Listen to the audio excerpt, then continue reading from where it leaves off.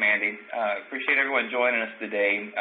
This talk we're going to go over today is over network behavioral anomaly detection, the methodologies used in it, and how they apply to StealthWatch and the real-world breaches that we've seen over the last couple of years as we've been working with customers and prospects. So just from a high-level agenda, we're going to hit on some definitions. Wait a second. Okay. We're going to hit on some high-level definitions to make sure everyone understands what I'm talking about when I use specific words. We'll go over the detection approaches inside of NBAD as a concept and how they apply to StealthWatch. We'll hit on some example breaches on the tail end that apply those detection approaches to catching advanced threats. So first, what is NBAD, what is NetFlow, and the different detection schools. That's what we're going to hit in the first section. So NBAD is an acronym for Network Behavioral Anomaly Detection. It was first used around 2001, which is when StealthWatch came to market. At the time, I was serving as a network security officer at the U.S. Naval Postgraduate School, where we were doing research in behavioral anomaly detection. And the basic thesis behind NBAD is that you baseline what is good on the network, you whitelist known good behavior, and you look for deviations from that whitelist. And what that enables us to do, in theory at least, is catch things that traditional signature-based mechanisms would be unable to detect. And so that's the school, and it's been going on. There's different research here at Landcope, at the Naval Postgraduate School, Georgia Tech, where we came from, different organizations working on applying the theory of NBAD into practice. Generally speaking, NBAD, around 2004-2005, moved to a NetFlow-centric processing model, and the reason for that is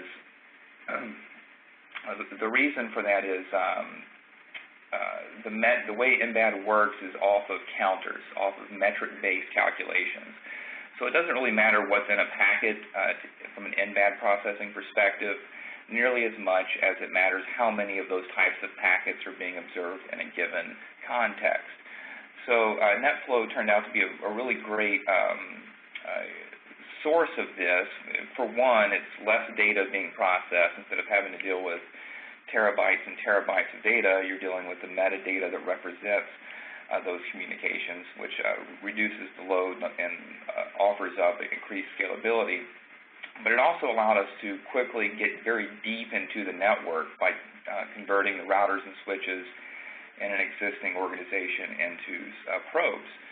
And so instead of just looking at choke points, as we've seen in traditional intrusion detection systems. Sometimes NBAD gets blurred together with NetFlow tools in general, and NetFlow security tools in general, and the devil is in the details of who does what inside of NBAD, and I won't hit that too much on this call, but in coming months, I imagine we'll have a session to go about how to evaluate different NetFlow security tools and how they compare. So I wanted to hit on a good open source tool for doing NBAD if you wanted to dabble in it before moving to a commercial product like StealthWatch.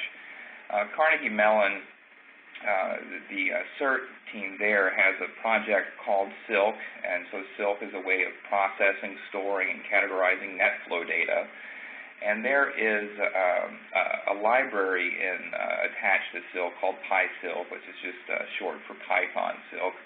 And it allows you to go and do some of these types of checks we're going to describe in this talk. So in the loop, in the example Python code here, it's looking for different types of mail traffic, looking for SIP traffic. So you can do all of these types of checks, coding it yourself, and we'll talk about some limitations and challenges in doing that. This list is from Gartner Network Behavioral Analysis Market Report, December 12. The number there is at the bottom. So NBA isn't technically NBAD. NBAD is anomaly detection and behavioral detection. NBA, or network behavioral analysis, tends to lean towards the behavioral piece, which we'll talk about when we get to detection schools. There was for a short time a school called NAD, or network anomaly detection, but the only tool that I know that was pure anomaly without behavioral was a project called Terminator that was worked on inside of the Naval Postgraduate School at the Department of Defense. So, but everything else is either NBA, NAD for that one, Terminator, or MBA is what we're seeing. So MBA tend to be those tools that are doing something with NetFlow. It might include anomaly. It might just be limited to behavioral. So these are some of the commercial solutions Gartner listed in that December 12 report. So when I talk about NetFlow, I grew up in Alabama, so when I go and order want to have a soft drink, the waitress might ask, what would you have to drink? And I'll say, I'll have a Coke. And she'll say, what kind of Coke? And I'll tell her I want a Dr. Pepper.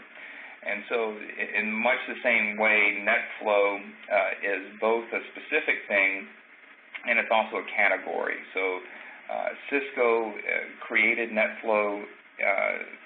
Cisco created NetFlow in the, let me close this down for a second. Cisco created NetFlow, so it's a proprietary protocol, but since then there have been many offshoots, including JFlow. There's an open standard version for called IPFix that RFC is listed there, but generally anything that's metadata, not to be confused with SFlow, which is 1 out of N packets. NetFlow is a log entry of a communication crossing a specific interface. So just some definitions on detection methods. These are generally the 3 ways to divide up the ways that we catch malicious traffic or malicious behavior on the network. They almost all fall into, they're always going to fall into one of 3 categories. So signature-based detection is our old school detection approach, and the way that works is you inspect the object that is entering the subject or victim for known bad patterns. So an example of this is if I wanted to do signature-based inspection on food I was eating for poison, I would look for, I might smell it, and a certain smell might let me know that that smell is associated with poison or a particular chemical. I could do chemical analysis on it, but in the end, what you are inspecting is the object before it's ingested, or maybe even after it's ingested, but you're looking for a pattern on that object. And so traditional intrusion prevention and detection systems are looking for known bad patterns inside of packets or payloads. Antivirus are looking for known bad patterns inside of files, and content filters are looking for known bad URLs. Behavioral-based detection puts the place of inspection on the victim or the subject, or the subject and the victim. They're interchangeable here in this discussion. So what you're doing is you're watching the victim for behaviors that occur once a bad object is ingested. So in the case of poisoning, you would watch for cardiac arrest, for nausea, those type of symptoms. And same thing on the network or inside of InfoSec. Malware sandboxing, the way it works is you put the object inside of a sandbox or virtual machine, and then you watch what happens to that virtual machine. Same way that a cup holder to a king would taste the material before, or taste the wine or food before giving it to the monarch. And then you would watch the cupbearer. If he doesn't keel over, it's okay for the king to eat it. That's the malware sandboxing. But again, you're watching what happens to the victim or subject. Network behavioral anomaly detection, which we're going to talk about today, is watching the behavior of a host after it's infected. So looking for things that a compromised or infected host would do. UBAD is starting to come up as well, which is watching the user. So it's user behavioral anomaly detection when you're watching the human entities on the network, or at the layer 8 on the network, and what they're doing. Looking for known bad behaviors like trying to failed login attempts or accessing protected information, those types of things. And then host-based intrusion prevention system, same thing. If a process tries to read your entire address book and try to send email out of the stack, that's a bad behavior. You don't have to know that the process is bad. You know the behavior coming from that process is a known bad behavior. And security incident managers, SIM products are doing the same thing, right? They're looking for known bad behaviors across the log stack. And then anomaly detection, which is you're still inspecting the victim or the target, but instead of looking for known bad things, you're just looking for things that are abnormal. And this is really the heart of StealthWatch and the differentiator in catching advanced threats, which we'll see when we get to the breaches here in a moment. But anomaly detection, an example of this may be if someone's always at work at 6:30 in the morning, and then one day they show up at 7:30 in the morning, that's anomalous, right? But it's a little bit anomalous. If they show up at noon, even more anomalous. If they show up wearing a meatloaf as a hat, that is extremely anomalous, right? So there are different types of anomalies, and we'll talk about how to deal with those challenges here in a moment. So this is about as simple of a way to boil down the use of each one of those detection methodologies on the network that I could put together. And so signature-based detection is very effective at catching known exploits. If it sees a SQL injection for CVE XYZ come through, it knows that that's an exploit associated against that vulnerability, and it can trigger it and block it. So you know what to look for. Signature-based detection is by far the most sound way of catching those known threats. When we move into behavioral detection, it is really good at catching zero-day exploits, meaning the payload that's coming into the network may be unknown, but what they're doing with it is the same, right? They are going to scan the network. They're going to try to pivot inside. They're going to try to pivot inside the network. They're going to try to exploit other machines.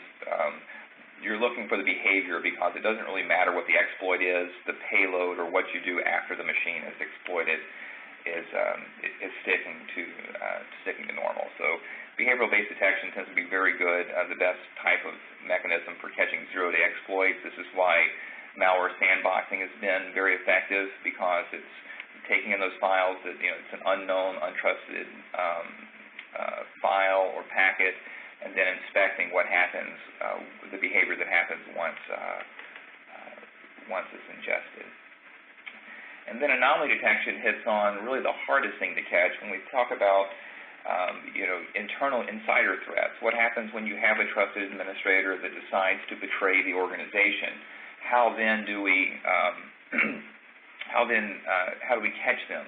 There's nothing when an administrator logs into a system and they access data that they have access to, that can't trigger a security investigation. But there are normal patterns and normal limits to how a user accesses that data.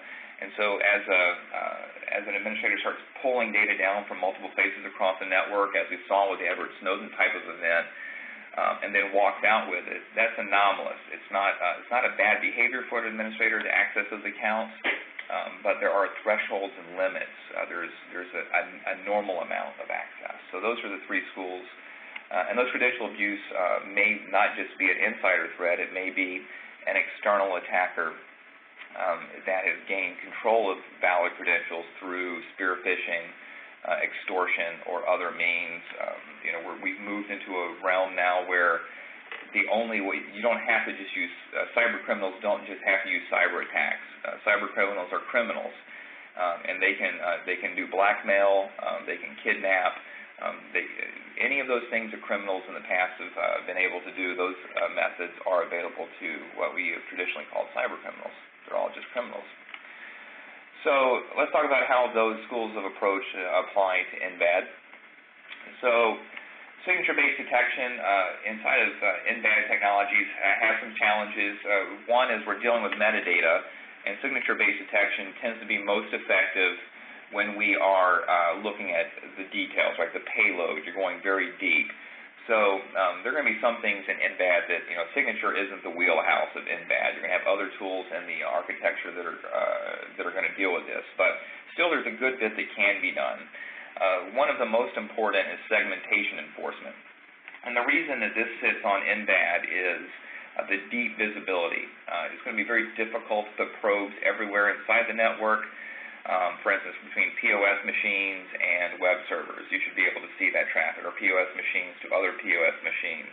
How do you monitor that traffic with probes? It becomes very difficult. So NetFlow provides a way for collecting that information. And you can put rules in, just simple, layer 3 or layer 3 and layer 4 rules that say, if these hosts talk to these hosts, I need to know, internal to internal conversations. You can also look for policy violations along the same lines. Rich NetFlow can contain application awareness. So not only is it might be going over 80 TCP, but we see an SSH key exchange, so we know that that is not HTTP. It's really SSH being tunneled over 80. So having that data having that calculation put into the metadata and then calculated by a NBAD product like StealthWatch allows you to alarm when you see onion routing, when you see peer-to-peer file sharing, and the rest. And then command and control connections. So solutions like StealthWatch using probe-based solutions like the StealthWatch flow sensor can capture URL information and append it to the metadata. So you can look for URLs, whether they are command and control servers or spear phishing URLs, and do detection based upon those known bad URLs.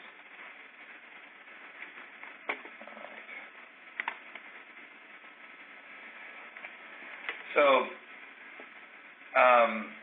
this is, I'm missing my title here, but this is going to say Boolean detection. So one of the ways when we're calculating, one of the ways that we're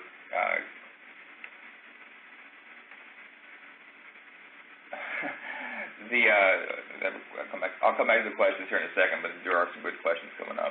Boolean detection is the if this happens and this happens, then output the following event. And so many signature-based detection and to some degree behavioral-based detection engines like SIMS rely on Boolean calculation. So in this particular example, an IDS signature is triggered. And then the next question is, okay, is the target marked as vulnerable here? If it is marked as vulnerable, is the communication returned were there bidirectional communications triggered? If so, if all those things are true, trigger a real, something just happened. We have a real breach. And so this is a great way of offloading business logic into detection engines like SIMS or NBAD processing. The challenge of this, though, is that it requires you to know what conditions will happen. And if the attacker is aware of what Boolean logic you're using, the challenge becomes them finding a way to bypass it, skipping one of the if-and checks, and then they can change the output there. So that's a challenge. The other is that it's dependent on highly processed data sources. So the IDS engine, did it get it right? Are the signatures up to date? Did it process correctly? Is the tap running into it working correctly? So there's a lot of things. There's highly processed data, and because of that, it's the processing engines, the SIMs on this, require that data to be reliable and not compromised. And that's all I'll say on that one. So next rule is known as behavioral detection. So sometimes you see these, you might see behavioral algorithms or behavioral checks in different products. Different marketing folks call them different things, but you're looking for things you know are bad. And so, for instance, scanning, doing a Class C or Class B or an address scan for certain TCP ports is a bad behavior unless your machine should be doing that, like a network scanner or a patch server or something along those lines. SYN floods. Often attackers doing Recon will use invalid flag sequences, TCP flag sequences, because the response that a given service or stack returns will change. So if They get one response using a flag sequence that's associated with a Linux server. They know it's a Linux server and not a Windows server, and they can move forward. The pros of this detection, as we've mentioned before, is that you don't need to know what the exploit is. The con of this, from a calculation point of view, is to calculate an address scan, you have to start counting. So this is the first time where we have an idea of host counters. So if you have a host that's doing a scan and he sends a send packet to host A and then host B, then goes to 1,000 different hosts, you're having to count how many times that's happening. And so when we're talking about the open source stack like Silk, the challenge there is you're having a lot of memory objects potentially for every host inside the network and every host outside the network, because you're having to count for each one of these algorithms as that behavior accumulates. Same thing in a HIPS type of solution. When you're looking for something reading the address book, you have to count. That's the first address read, that's the second address read, that's the third address read, and at some point you're going to trigger that alarm or that event. In anomaly-based detection, which is where I'm going to spend really the rest of the time, the pros is it can catch sophisticated attacks, it can catch targeted attacks, and it can catch those that are unknown, that are slow, that are persistent. The challenges in anomaly detection, I call them cons here, is that it does require that you build entity profiles on every host in the network to be protected or monitored against. It requires very specific baselines to be calculated on a rolling average, so baselines change, network traffic changes, so establishing what is whitelist or known good behavior is a computational challenge. The output's going to require interpretation. There's not going to be a CVE associated with an anomaly alarm. It's going to be weird thing of weird amount of traffic transferred between the front end and the back end of the server, or new services detected. And so that is another issue. There's a lot of data, obviously, in both calculating this and processing this. If you're talking about the breadth of every conversation on a global network, this can be millions or billions of transactions in an hour that have to be categorized, processed, and applied to their specific host or users. And the last piece is it does require a counter or index-based system that uses algorithms for assigning how weird the specific events are. So a simplified example of this is the slow scanning activity may be worth 325,000 points.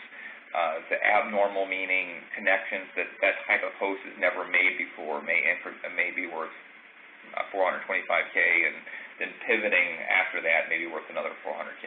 So all of those activities and how you calculate these numbers is really the challenge of any anomaly-based system. How weird is something, or what these numbers represent? This is 425,000 weird. But all of those things cumulatively have to increment and index. And the reason that this is true is that different events, different things separately may mean nothing. But when you add them all together, their collective activity may be very significant. This is particularly true in data collection. But before a host can start hoarding data, it has to find where the data is. So we're going to see steps through the kill chain, the reconnaissance. We may see some exploit behavioral or signature events triggered as well. So stealth launch is pretty unique in that every host on the network has security indexes or indices, the primary one being the concern index, which represents how far that host has deviated from normal or how suspicious its behavior is. Some benefits to this approach is if you miss one of the components of an attack, saying that maybe one of the NetFlow exporters goes down and you can't see a part of the attack, or you don't know what behavior to look for. That behavioral algorithm may not be present to catch the type of recon that was going on. You will still increment the counter based upon the subsequent actions. And so more adjustable approach than just using a Boolean system that breaks down if one check is missed. Another benefit to this is it doesn't require you to understand the nature of the attack. Again, we're not looking for a specific new way of attacking. All we're saying is the behavior of a given host or user is exceeding acceptable norms on what we expect from that type of host. So let's talk about the specifics here. So the first type of anomaly detection that we regularly run into is just service traffic anomalies. So, in this histogram, and let me make a note here before I go too much further. For protecting everybody involved in these breaches, I'm going to describe. I've anonymized not only who they are, but the data has been recreated. So the graphs are anonymous data, not using the real breaches, but created to show you what it would look like inside the system. But in this graph here, you see that there's a normal baseline over the day of just a few hundred K of traffic, and then all of a sudden we see bit counts across this entity spike up. A lot of inbound traffic, which is the pointer, which is the stuff above the line, and then the stuff below the line is what's leaving the host. So this is a very suspicious graph to the human eye, and it's also going to be computationally anomalous. So one thing that you can do even before you have StealthWatch deployed is running histograms against different types of traffic. Of course, you can spend all of your time doing this, which is why it's nice to have a system like StealthWatch to calculate what does normal look like, these areas, and then start alerting when deviation begins to occur. This particular graph is actually on the top here. This is a TCP SYN flood going into a front-end server, and then this is the data being sucked out of the server. The DDoS in this case was a smoke screen for a drive-by SQL injection attack. So this is the data leaving the front end going to the internet. This is the data coming in, the unresponded SYN packets, and part of a TCP SYN flood type of DDoS attack. So everyone's looking at this while the attacker is stealing the data. The other is a service type anomaly. So computers is particularly things like POS machines, HIPAA machines, purpose-built machines that are doing things in the network that are business critical don't tend to mix it up very much.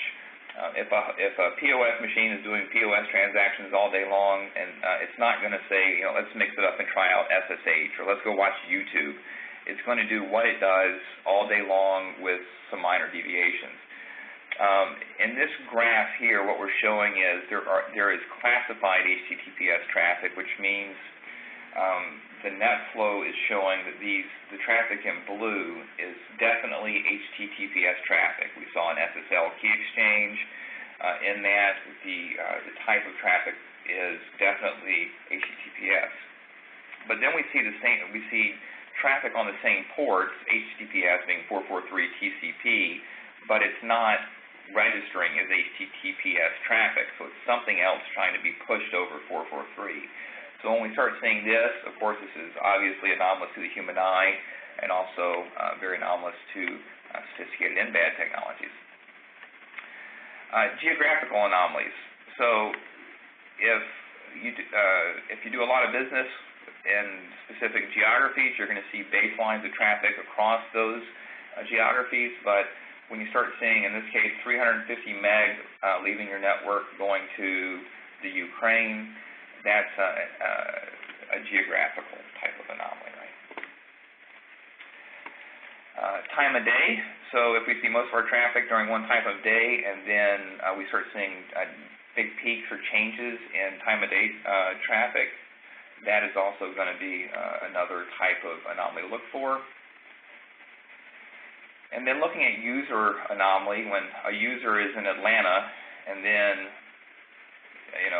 in less than an hour they're somehow logging into a machine in Boston, that's also that's what we call a user geographical anomaly, or geographic user anomaly.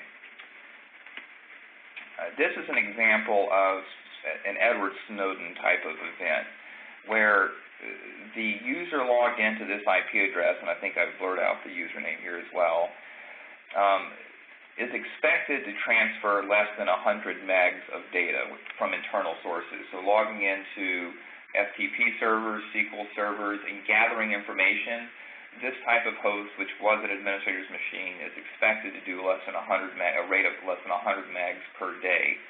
But on this given day, across multiple hosts, this host was observed stockpiling almost 11 gigabytes of data. So this is a data anomaly that we call at Landcope a data hoarding or suspect data hoarding event. And then data disclosure is another one, when a host sends an anomalous amount of information out of the network to the internet. So this particular host is expected to send 500 megs out, and this is actually the exact same host from the early example, but is expected to send less than 500 megs of data out of the network. But in this particular day, over a very short period, actually sent 8 gigs of data out of the network. So this is what we call a data disclosure or a suspect data loss. All right, so let's just roll in. I have 5 different breaches that I was a part of over the last couple of years, and I just want to recap where we caught the attack in the kill chain and how NBAD played a part in that. So this was one where I was woken up at 3:30 in the morning to a phone call. I was staying in a hotel in Minneapolis with a customer in the healthcare market, and they were screaming that something was wrong with StealthWatch. And so after calming them down, I asked what was going on, and they have a mainframe that has petabytes and petabytes worth of patient data on them. And what they were seeing was direct disclosure of that data to an East Asian country. And so this was ended up in the end to be a state-sponsored attack to steal these patient records. When we went through the forensic capabilities of StealthWatch, and one thing we really haven't hit on here, but Tom Cross does a great talk on audit trails, using StealthWatch as an audit trails application. I encourage you to look that up on the website. But using the audit trails of what had actually occurred inside of that network along the attack chain, what we saw was one of the administrators on the network was promoting a charitable event coming up in a few months, and was asking his colleagues on LinkedIn to sponsor him in that event. And so the first thing the attackers did was found the charitable event's website and were able to perform a SQL injection on that website and extract data of the registration of the folks that were sponsoring this administrator, and then they spoofed an email with an attachment, a spreadsheet attachment with a list of registrants. And the administrator was expecting that type of email at some point, so he thought nothing of it. But there was a loader inside of that spreadsheet, which ended up pulling down both a keylogger and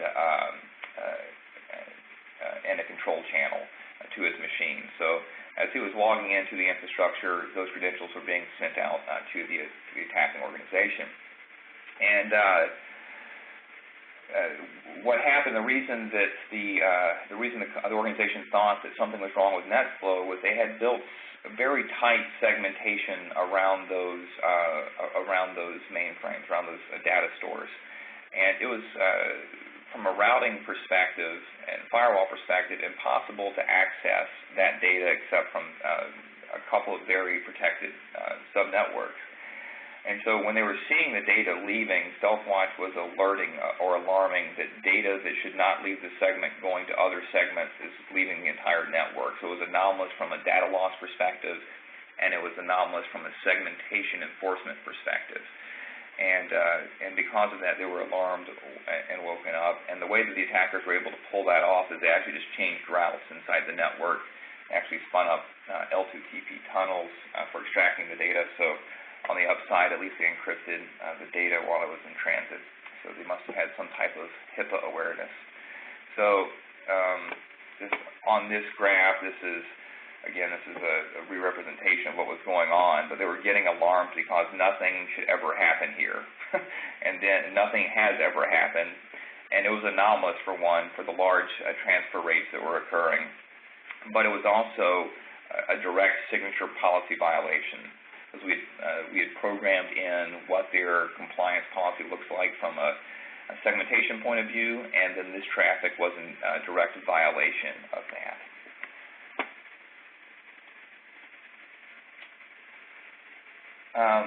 State and local government event, this is one where we came in and the breach had already occurred. So we were deploying StealthWatch in the middle of an existing breach. And what we were seeing was data being uploaded to an Eastern Europe FTP server directly from a web server that processed payments. So you would pay this organization for, their services or whatnot.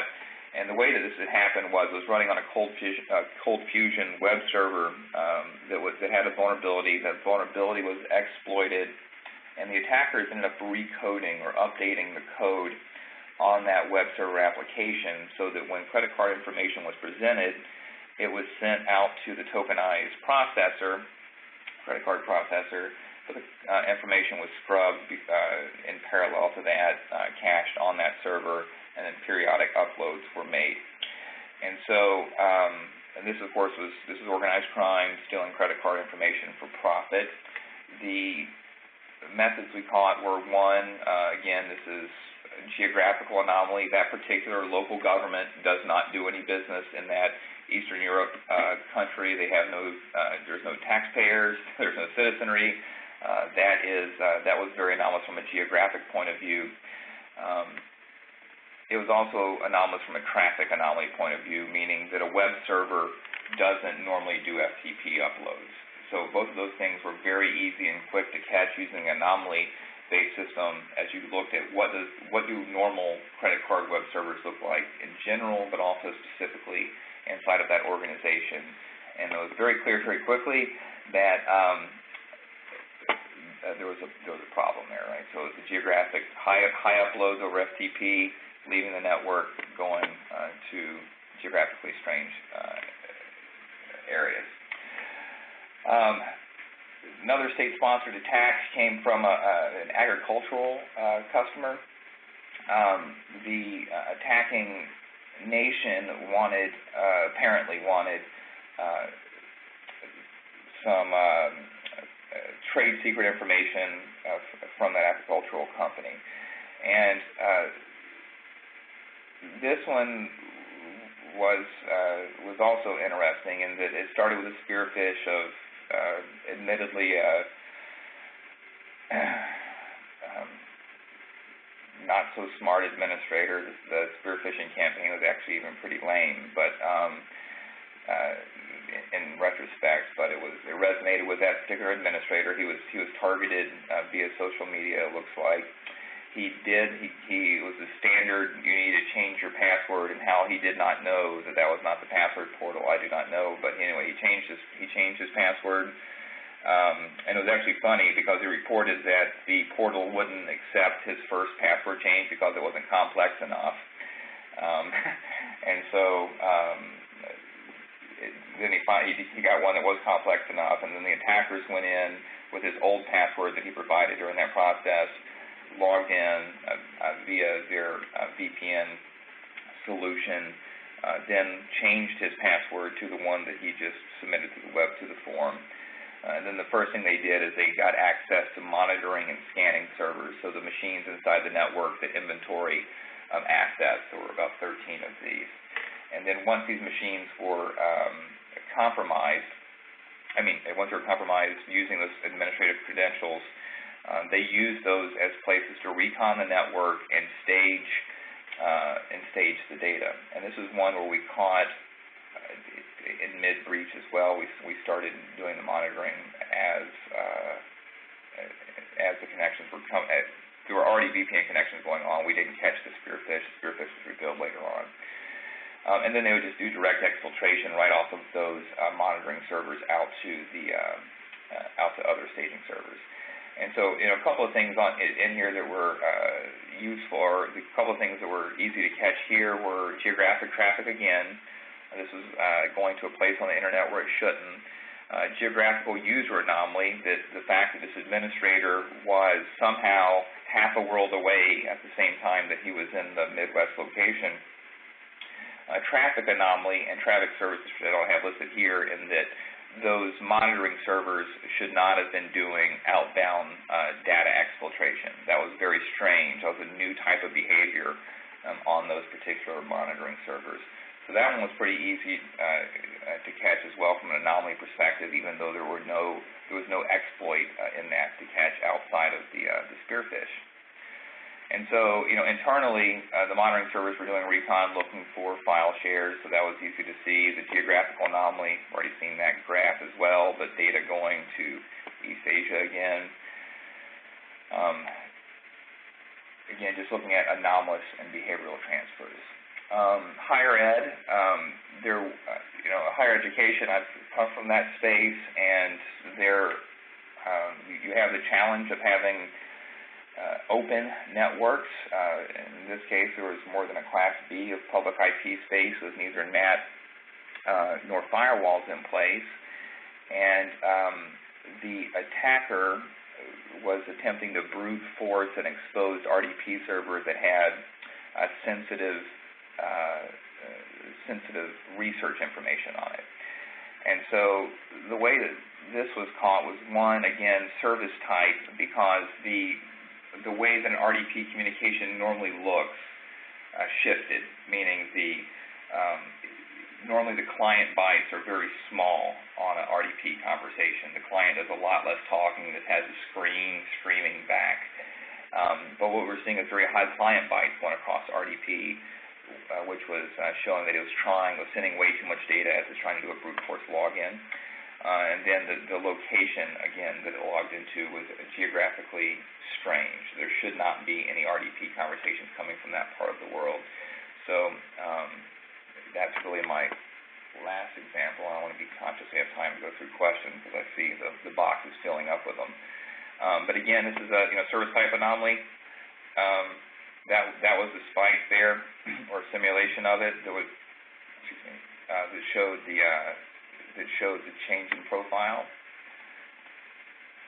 And then the last one that I'll go through is just a hacktivist space attack. And these were activists in the manufacturing.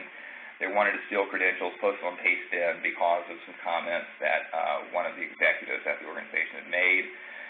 Very easy to catch SQL injection. One, you would see the Recon, because they have to figure out what they're going to exploit.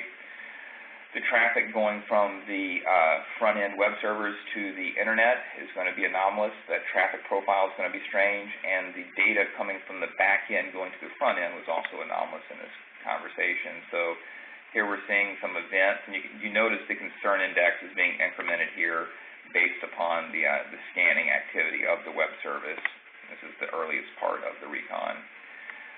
And then, you probably can't see this, so this is data going from the business critical web server going out to the attacking geography, and then this is the data coming from the back end going to the front end. So you see it's being sucked out of the back end here to the front end, and out of the front end to the attacker.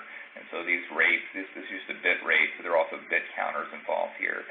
So really, if you think about the kill chain, behavioral detection is really going to help at the front end of it, the Recon, and then anomaly detection is going to look for things like data staging, data pivoting, data exfiltration, those types of components that we've looked at here. I've done several geographical anomalies, and so you can set those up in PySilk as well, or another tool like that, just by creating enclaves, or what we call in StealthWatch host groups, where you say these IP addresses belong to China or Ukraine or whatever you would have, and then you monitor communications between those host groups or enclaves and your own IP space. But with that, I do see we have about 10 or 12 minutes left.